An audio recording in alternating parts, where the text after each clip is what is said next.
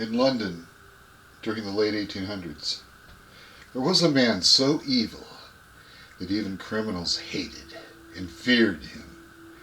His name was Edward Hyde, and his only association was with the doctor and chemist, Dr. Jekyll.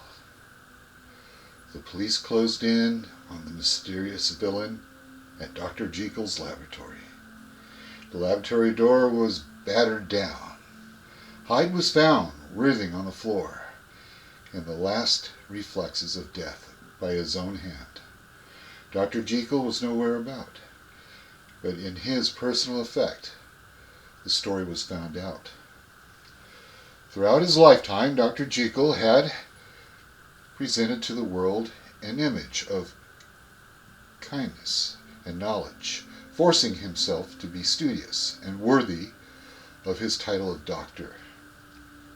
Beneath this, which could either be physical appearance and personality, or his soul.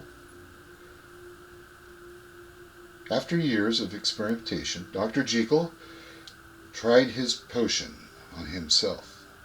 The mixture contained a red tincture and a whited powder, which when added to the tincture began to brighten in effervescence.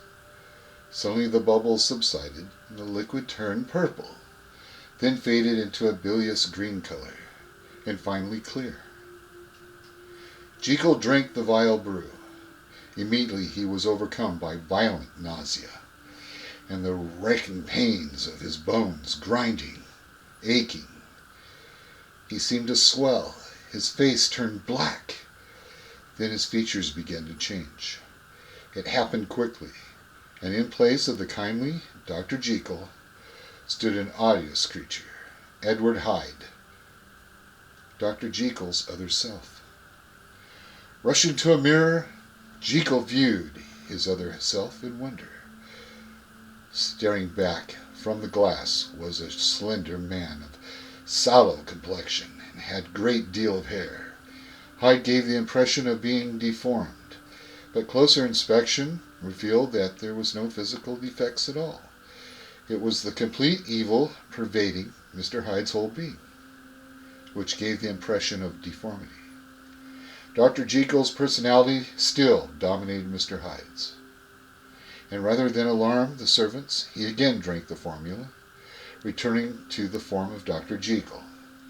But he had attained a new and unusual life from which he was never to return.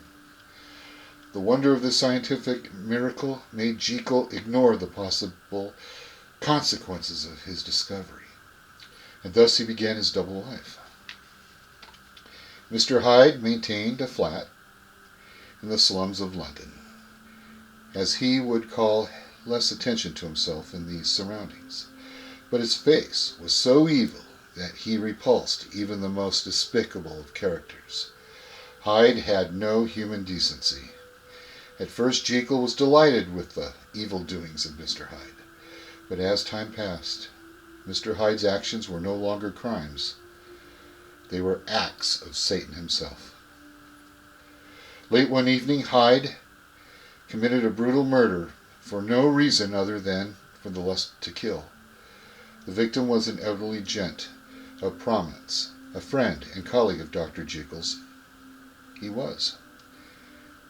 The man was beaten to death with a heavy walking stick belonging to Dr. Jekyll, half of which was found at the scene. All the old man's bones were broken. A witness identified Mr. Hyde as the murderer. The police began an intensive search for the mysterious Mr. Hyde, identity of Jekyll, for safety. Jekyll was now sickened and ashamed by the evil of his other self, but it was too late, as Mr. Hyde had almost complete control over Jekyll. No longer was the vile potion necessary. A few minutes' sleep was enough to change Jekyll into Hyde. Through the devious methods of Jekyll tried to leave evidence of his plight, which, upon the emergency of Hyde, would be destroyed. As Jekyll's supply of the necessary white powder began to deplete, he was filled with anguish. Without it, he would become Hyde forever. Again and again, Jekyll would send back his order of powder to the chemist, saying that it was impure, and the formula would not work. As he paced back and forth across his laboratory, knowing that the police were closing in, fighting the evil Hyde within him, he tried to discover why the potion no longer worked. And then he knew. The first powder had an impurity which caused the changes, and which could not be duplicated. All the while Hyde was fighting to be free of Jekyll. The only answer appeared to be suicide. Why did Jekyll destroy his notes of his formula? Because the reversal of personalities was not complete. While there is good and bad in all humans, Mr. Hyde was completely evil, with not human feelings at all.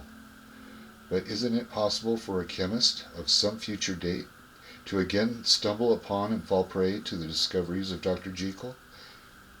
And become what?